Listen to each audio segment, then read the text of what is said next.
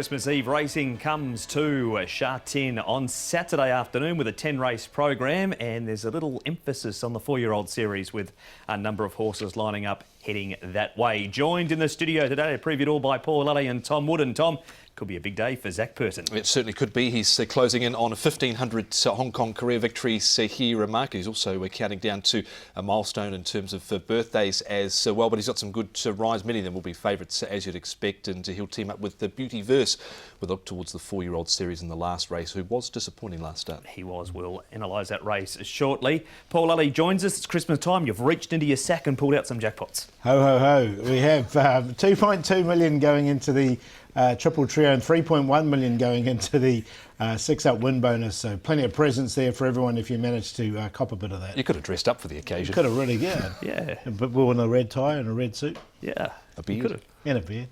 Next year. Maybe. If we don't get axed between now and then. Let's have a look at the meeting details for this Saturday afternoon. It is meeting 30 of the season. 8 on the turf, it'll be the B course, and 2 on the all-weather. Also, we kick off at 1 o'clock, so normal start time in the 2 races we preview, races 7 and 10. The trophy race and also the Class 2 over the 1,600 metres. Race 7 it is first, and at the top of the book is Flagship Warrior, a newcomer for David Hayes, raced in Adelaide, a 4-time winner, including at listed level at Morfettville. Brilliant Way steps back up in trip from the 1,000 to the 1,200 metres. Mike Static, 1650 racing at Happy Valley lately. Back to Sha Tin, back to the 1,200. Majestic Night goes up in trip. Solar Winds only carries an extra £3 on that huge win last time. Drom Beg Benner raced under the same name for the Condon stable, a winner over 1,000 twice at Cork, and just short of 1,200 at Nace. Good Band Bang Bang Bang comes back from the 14 to the 1,200. Best draw for Dinkum. Gluck Racer has the tongue tie off, and Pins Prince back to his old ways. He just cannot draw a barrier again. He's in gate number 12. Speed map here, Tom. It's expected to be good over the 1,200 metres with a Majestic Night rolling forward. He can certainly go forward, but another one that can race forward also is My Static, but he's got a tricky barrier draw of barrier 13 now. Where Speedy Mouse comes into with this third up here, and he just battled last time out, but he should be relatively handy. And Publicist, who's got the tongue tie going on, he wasn't too far from the pace first up, Paul. No, so I think he can go forward and get in a nice position. Should be a good position as well. For Majestic Night, I think he's the likely leader. He did lead all the way last time. Dromberg Banner, one of the first starters, might find it a bit tricky, and Flagship Warrior, I think he'll go back from his wide draw, and I think if he gets a fair start, Dinkum, he won't be too far away either. All right, but we're going to focus on that horse right there that continues to run in the background. Flagship Warrior is his name. His new trainer is David Hayes, and Tom went to Happy Valley this morning at the trials and spoke to David. David, Flagship Warrior, a horse out of Australia who had group form over there. How'd you come to acquire him, and how's he settled into Hong Kong? Yeah, I just liked his races. He had showed an electrifying turn of foot at times. Didn't quite stay the 1.5 miles in the SA Derby, and I just thought it was a good time to pounce. In the lead-ups, he was terrific. And he's got here, settled in really well. He threw a splint when he first arrived, but he's over that now, and I thought his last trial was full of merit. Yeah, I was just about to ask you about that. So what was Zach's feedback? Because he rode and he looked like he was really strong through the line and past the line also. Yeah, he was. Clearly he's going to be looking for much further than 1,000. But there were some good sprinters ahead of him there, and he was all over the back of them through the line. He'll be running on strongly on the weekend, but he's got a very awkward gait. Yeah, I guess that's not ideal. That's probably not what you wanted to see. Barrier 14, first up 1,200 metres with a big weight, but how do you expect him to perform? He'll run a bit like the mare did a couple of weeks ago. He'll get back and he'll charge home, but the other factor is, like her, he's got to carry the big weight. So it'll be a huge effort if he can win 1,200, 133, barrier 14. So he's short of his distance, wide, and a big weight, but I do think he's very good. So you think that the form out of South Australia, of course we've seen Jungle Magnate, now known as Beauty Verse, come out and win here. You think that form is good enough leading into the 4-year-old series? I think so, yeah. Well, I'm hoping so. What about the cheek pieces? Because he wore the blinkers in Australia, you've opted for the cheek pieces here. Yeah, he's shown that. I know I've got them up my sleeve, but I just thought the cheek pieces to keep him sharp for the first couple of races. And he might go into the blinkers depending how he's racing, but he's had every race in Australia in blinkers, so we've got that up our sleeve if we need it. Safely through the weekend. So what's the plan of attack to get to the 4-year-old series?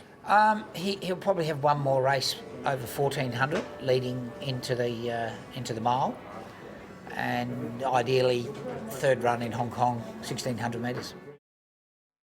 David Hayes there. He had 12 starts before arriving. Tom, no luck with the barriers, and what have you made of the trials? Yeah, I thought the trial was quite good. I like the way he got through the line at the end, but I'm not overly keen, Paul, from barrier 14, big weight first up. He did win 1200 metres as a 3-year-old, but this is a different kettle of fish totally. Yeah, totally. He's only 1,053 pounds, so he's not the biggest horse around as well. So, yeah, they're carrying that weight with a wide draw fresh up. And you could hear David Hayes talking going forward. He's third up over a mile. Maybe he's the time to get on. That's Flagship Warrior, and a look at his first start in Hong Kong. Majestic Knight, Paul, running second last time behind Quadruple Double. Do we go again with him? Yeah, look, I like this horse. I mean, he did lead all the way, won by 3.5 lengths last season when he led, and there's no real leader in the race. So if they do adopt those tactics, I think he can be a hard horse to get past. I like the way he finished off here strongly. Brilliant way finished off nicely enough as well, and he'll come on for the run. So I don't mind both these two.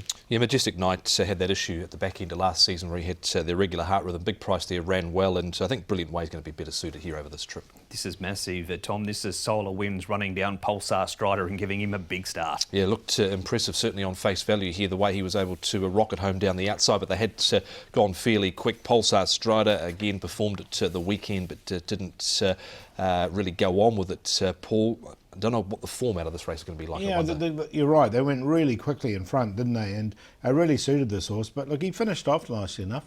He was right on the cusp for me with him. The horse that set up the sectionals was Superb Capitalist. He trialled this morning at Happy Valley. He was a bit keen again during those trials, but they're the times he went, Paul. Yeah, so he went too quick, didn't he? Simple as that, especially that second sectional. So by doing that, it really set something up for the back, and Solar Winds did capitalise. Yep, 22.63 for his last section there. You can see the sectional breakdown into the 200 metre splits as well. So it was a funny race. It was indeed. Co-partner Ambitions had a start before this. It was on the wet slow and he didn't look comfortable at all, Tom. So sent back to Chung Fa by Tony Cruz, and he's won this trial and won it quite well. Yeah, I did like the way he trialled here, Co-partner Ambition. He's off his last winning mark of 73. He's got a better barrier draw this time round. A senior rider goes on in the form of Luke Ferraris and did win the trial easily. I didn't quite get him in, but he is top two twice, Paul, course and distance. Yeah, no, he has, and I'm a bit like you. I didn't quite get him in, but the trial was good enough. Texas Moon is going to be our next replay, so we stay up at Chung Fa here. He's had 2 runs back from a spell, Paul. He's improved 14 lengths in those 2 starts, but still needs to find another 5. Yeah, he does. That's the query with Texas Moon. Look, he did win on debut here in Hong Kong at a massive price. He was 70-1 on that day, and I mean the last run wasn't too bad at another. Again, he was at a big price, but I think he'd be an outsider again. You saw he's come from the back in this barrier trial. He has been shoved along a little bit there over the final stages. It was better, admittedly, last start, but he still does need to find. He might even be better downgrade. Here is a straight trial, Tom, with Pins Prince. Now, his last start in a race was over the 1,000, which is unsuitable for him. He's a 2-time course and distance winner. The negative is he's form in Class 3 does tend to struggle in this grade. He's done from, 8 there, never run top 2 in this grade, but he has got a light weight on his back. He's got a little bit of a tricky barrier draw of barrier number 12. The trial, I thought he wasn't asked for too much there, Paul, but he's another one that's right on the verge of that class drop. Yeah, he is, isn't he? Look, he'll get back. I think he'll be running on, but I didn't quite get him anything. All right, what about the other first starter before I get your tips? Tom Drombeg Benner, what have you made of him? He was wide in a recent barrier trial that was on a wet or weather track. He was an on-pace runner in Ireland, but I thought it was a little hard to get a line on his recent trial, Paul. Again, another one that's drawn wide on debut, 11. He's 1,070 pounds. He's had 4 trials to get him ready for that. For this contest, but he's another one I'm happy to watch go round first time. His trials have been okay, to be fair. Yep, so Pierre Ong trains him. That's a look at Drombeg Benner, but it is Majestic Knight for you, Paul. Yeah, I really like this horse, Majestic Knight. I like the way he finished off over 1,000 metres last time, up to 1,200. If he does get to the front and dictate it, it's a hard horse to get past. He's a decent price as well at 11s. Brilliant Way in there for second. Speedy Mouse, another one that's been working well leading this. And Dinkum in there for 4th. He's only had a couple of starts, but he hasn't looked too bad in those 2 starts. 5, 2, 7, 11. I'll take a little chance in this race here with Dinkum, who has come up to the 1200 metres again. Was beaten 2 1/4 behind California Deeply last time out at Happy Valley over the 1,000 metres. Both runs have been okay, and he has won and placed it to 1200 metres. Dinkum. Majestic Knight goes in at number 5, second up here. Brilliant Way, I think he'll be better suited here to a course and distance he's won and placed at. And Solar Winds, just on a minor line, was able to get up last time out off the back of a hot tempo. We'll see what he can do off the back of that. 11, 5, 2 and 6. That's a look at race number 7 for Christmas Eve Saturday at Sha Tin. We're taking a break here on Racing to Win. Race 10, and the preview for that is right after this.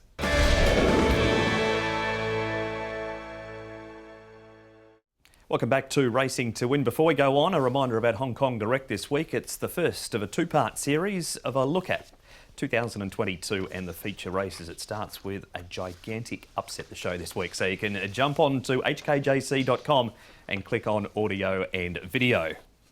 Paul will know who it is. He's watched the show, watches it religiously. Here is race number 10's details. It's by Cuckoo beating Golden 60. There you go. 1600 metre class 2, and it is the final race of the program. Butterfield, all wins have been over further. Excellent Proposal has the blinkers off and the cheek pieces going on. Keefe, a Class 1 winner last time but carries 135 pounds. Savaquin makes an appearance at Sha Tin, more regular at Happy Valley of late. 5-time course and distance winner is All for St Paul's. Celestial Power's been racing well this season without winning but hasn't been too far away. Beautyverse, third up, Packing Treadmill draws a gate. Find My Love has his second start, has trialled well. And Tianchi Monster, after running second last time at Happy Valley, comes back to Sha Tin and goes back up in grade.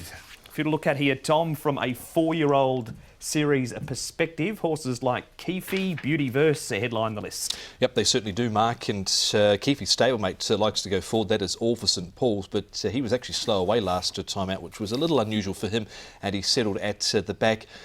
Packing Treadmill should be perfectly suited from barrier 1 this time round, Paul. And then you've got Keefe, who's got a sticky draw of barrier 13. And well, Beautyverse, he was a horse that raced back in Australia, but they opted to go forward first up, missed the start last time out, and then it went pear-shape after that. It did, didn't it? So we'll see what they do, but I'm sure Zach wouldn't mind making it hard for Keithy to get across from his wide draw, especially with a stablemate that's leading. So we'll see where he ends up. The Rock's another one that could possibly take his position as well there as well, because he likes to go forward.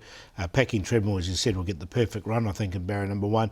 Horses that get back, Excellent Proposal, Savaquin, California 10, and Find My Love has been going back in his races here and did go back in his races in the UK. Well, Keefe may have to do it tough, and we'll find out right now how he's done since that last start win with his trainer, Frankie Law. Frankie, it was a strong performance from Keefe last time out, obliterating a very good field in the Chevalier Cup. Were you surprised in the manner that he did that? Yeah, I think he got a chance, but he win by feelings, a little bit surprised, yes. What about the way that he settled into Hong Kong racing? It seems to have been fairly easy and fairly quick. Has he been a good horse to deal with? Yeah, I hope so. Before last season, I was thinking about he should be suitable for this season, that 4-year-old series, yes. What's been the feedback from Derek and the riding boys after that last start victory, and what have you done with them since? I just put Derek get up yesterday. He's had a good feeling for him, yeah. He's got barrier 13, which is not ideal, and he's got the big weight to carry. Is he a horse that must go forward, or can you take a little bit of a sit with him? I think depends by, usually he jump good. I think maybe we can, depends by, if you jump good, maybe we can go midfield, yeah. You know, big weight, a little bit difficult, yeah.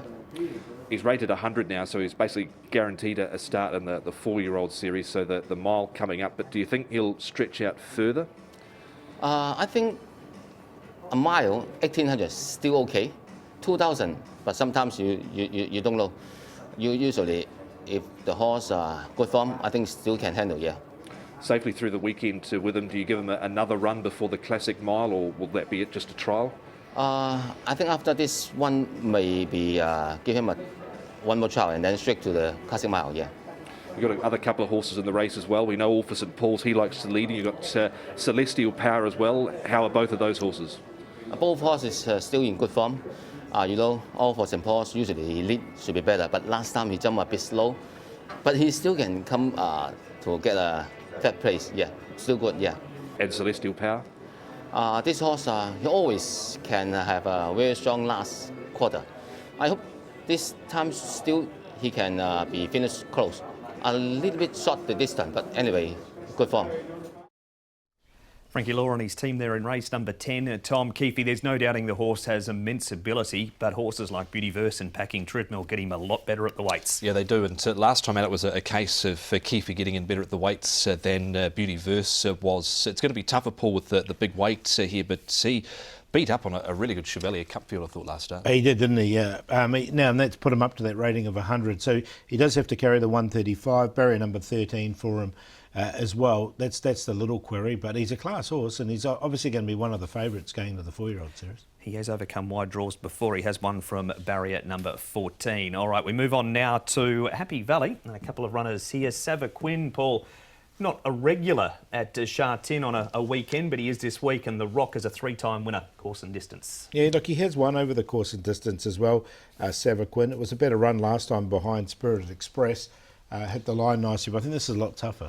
Yeah, it is, and he has won course and distance in the past here, and he has been building to a win, but Zach Purton's off here, Antoine Hamlin's on, and Antoine had a winner midweek and just nutted there by Spirited Express. Would prefer him at Happy Valley. We head to Sha Tin again for this replay, and it is Celestial Power. Tom, he runs 4th. There he is on the extreme outside there. He hasn't had a bad season. The only time that he didn't finish in the top 4 was in Group 3 company, and he's a horse that has won off a rating of 70 over the 1600. He's got 4 wins next to his name, but at least 3 of them have been over 1800 metres, so he's probably looking for more of an 1800 metre trip here. Ran into Running Glory, who's going to go around midweek at Happy Valley, but he's put on a bit of weight since his last run as well, Paul. Yeah, he has a little bit, hasn't he? Look, he finished off nice enough here for 4th, but again, I think this is a little bit harder as well, and I think you're right. I'd prefer him over 1800. Packing Treadmill, Paul, barriers in his last 5 starts, 12, 11, 11, 10 and 11. He won't know what that white thing is on his inside at the start this week. No, he's going to get the perfect run, isn't he, from barrier 1. He's going so well, this horse, at the moment. He's another one that's heading into the 4-year-old series. And just from the inside draw, look, he's going to be really tough to beat. He probably will start favourite over Keithy in this contest.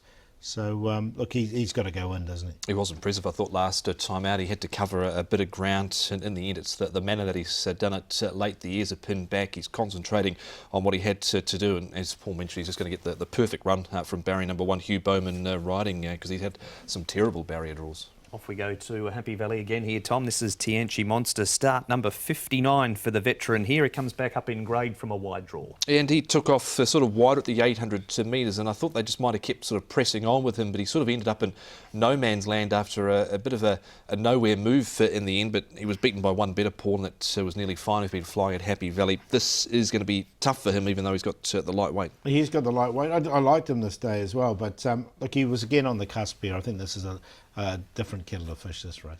One more horse to talk about, and then one to watch too in the trial during this interview. Zach's going to talk about Beauty Verse and if he can bounce back after that disappointing run last time. And Paul's going to make a case for Find My Love, who you will see during the interview with Zach and Tom. Yeah, he got it all wrong, of course. He's a horse that has over-raced and done a few things wrong in his races in Australia, which is why they sort of allow him just to relax. But obviously after his first run, when Tony asked me to lead, it worked that day because we drew the outside and he was probably a length and a half, 2 lengths slow, but he was able to build his momentum up and roll to the front. But having drawn inside, it was always going to be a risk that the other horses were quicker and going to cross him.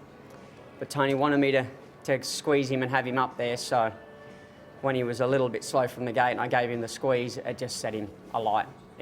He wouldn't stop then, he got his head up and, it all went wrong. So I haven't spoke to Tony. I don't know what we do this time, but yeah, hopefully he can get it right. Were you happy enough with his trial the other day? Because he did have to go back to the trials, didn't he? He's no good on the dirt. Yeah. Even prior to him racing, he trialled pretty ordinary on the dirt, so I wouldn't take a line through his trial.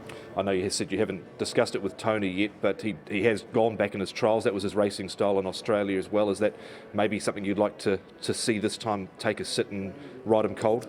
Well, the trial, he dropped from a mile back to 1200 and he had the hood on, he was on the dirt, so he was never going to show any speed. So he did what he'd done in his earlier trials, so it's probably not a real indication on how he's going to race, but I'll just wait until Tony tells me what to do.